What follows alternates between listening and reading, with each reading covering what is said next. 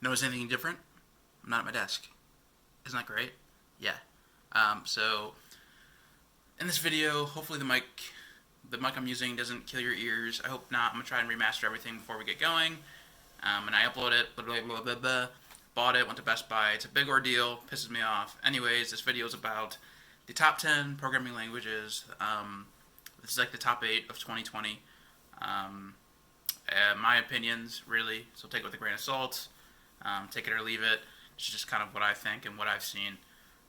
So yeah, let's get into it.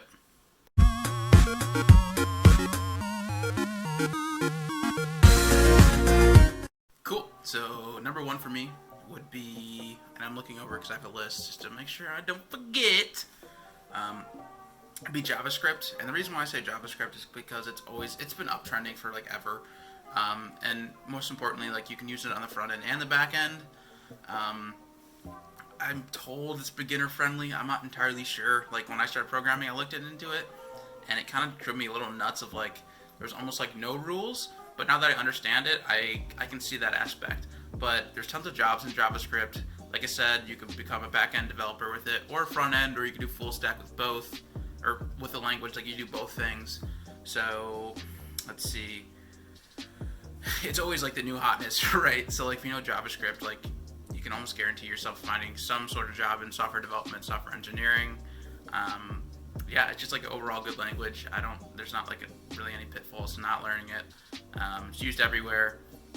In new systems or legacy, there's JavaScript's everywhere. Like it's just good to know. It's good to have in your tool belt. Yeah, it's just good language to know. So sweet. Next would be I have listed Python, and that's just because I think Python you can really do anything with. I haven't done a ton with it in my professional career, but I know it's used everywhere. Seriously. And I know it's used a lot in like government agencies and stuff, what have you. But it's also like huge in data science, and which is like a whole another field you can explore. Just solid to know. It was my first language that I learned in school, and yeah, I thought it was cool. And like I said, you can do you can do web, desktop, and then you can also do, like I said, data science. But yeah, give it a shot or not, up to you. Let's see. Then next I have Ruby, and I used to think like nobody used Ruby, and that's just not the case. Like fun fact, GitHub used Ruby. It still does use Ruby. Twitter started on Ruby. They may still use it. I'm not entirely sure, but Ruby's super beginner friendly.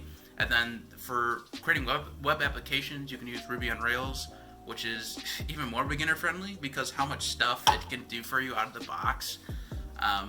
Like I have a video on getting user registration set up within under 10 minutes. I'll link it in the description. But yeah, like Ruby on Rails, super beginner friendly. It's a really clean language. Like the whole reason, like the goal of the language is to be like for developer niceness. Like just look it up. If you haven't tried it, you should really try it. That's all I have to say about it. It's like my favorite language to use, period.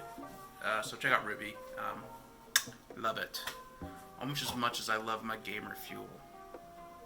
No product placement, I swear. Okay, so next on the list, we have Kotlin. And I said Kotlin just because I think it's up and coming. It's officially supported by Google, and that happened I think maybe like a year or two ago. So now you should see a lot more apps being built like purely in Kotlin.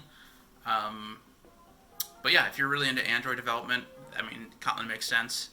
That's what I have to say about it. I'd put Kotlin higher than Java, just as far as like I don't know. I'd much rather get into Kotlin than like when I first started programming. If I wanted to do Android development, I'd much rather start with Kotlin than start with Java. And that's just me personally. But yeah, I'd say Kotlin, super good for Android development. And you can be on the cutting edge of learning, Kotlin and get paid all the money because we still probably need a lot of Kotlin developers. Let's see. So then next I have Swift, and Swift Kotlin are interchangeable. It's just like if you want to be an iOS developer, you're going to learn Swift. If you want to be an Android developer, you're going to be learning Kotlin. So pick either one. If you like love Apple, obviously you go with Swift. Kotlin and Swift are look. I mean, I think they look the same. In a way, it's almost like Kotlin took some stuff from Swift, which is fine. They both do mobile development. So pick your poison. There's a lot of jobs for both. I know Android developers, in fact, though, there's like people are like killing for Android developers in my area. So there's a lot of jobs. Just pick which one you like. You'll be able to do pretty much what you want. Oh, but also on top of that, don't forget about mobile hybrid with React Native, which is the #1 item that I started with, which was JavaScript. So you could do backend, front end, and mobile with JavaScript. So just keep that in mind. Okay, so the next one I have is C#, and I picked C# to be here because I think it's still a very widely used language. There's a lot of corporate companies using it. Same with Java, but I picked C# because I prefer C# over Java, as much as people say they're very similar. But yeah, C#'s next on the list. With that, you can build mobile application. I guess you can use Xamarin, but I feel like it's kind of dead. But yeah, it's an overall solid language.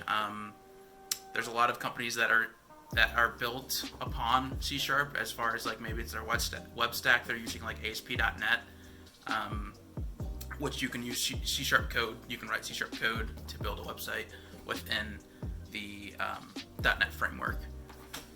But yeah, it's a solid language. A lot of people are hiring for it, and if you want to work at Microsoft, you should probably learn C#, or C. Anyways, forget about that. And then last unless I put Java, and I put Java last just because I'm not a big fan of Java. There's a ton of things that run in Java, but there's things that I generally don't want to work on, me personally. But I mean, people are hiring for Java all over the place. When I think of Java, though, I don't really think of like a startup environment. Like I can't see a startup company just picking to use Java like as their main base for starting up. I'll give you an example. Like I much rather use Ruby because I think I can get to market much faster than I can get to market with Java. And let's say we're both building web applications.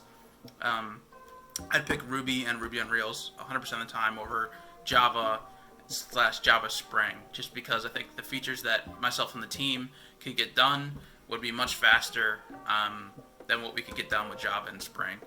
And I think it'd be easier to onboard other developers into that Ruby on Rails stack than the Java Spring stack. But that's it. I hope this video was like pretty useful. I kind of just ranked them in that order that I thought of importance. There's jobs for all of these, seriously. It's a really good time to be a software engineer, software developer, just because everyone's hiring and, the pay's pretty good. But yeah, just look in your area, see what languages people are hiring for, and then that will give you like a general idea of like what you should probably learn. And if you're not interested in getting a job in your area, you should probably then just look at a different location that you're looking to be at and see what jobs and like stacks people are looking for. But those are my top 8, I believe, if I counted correctly.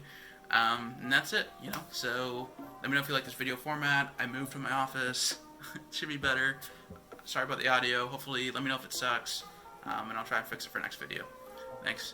Peace.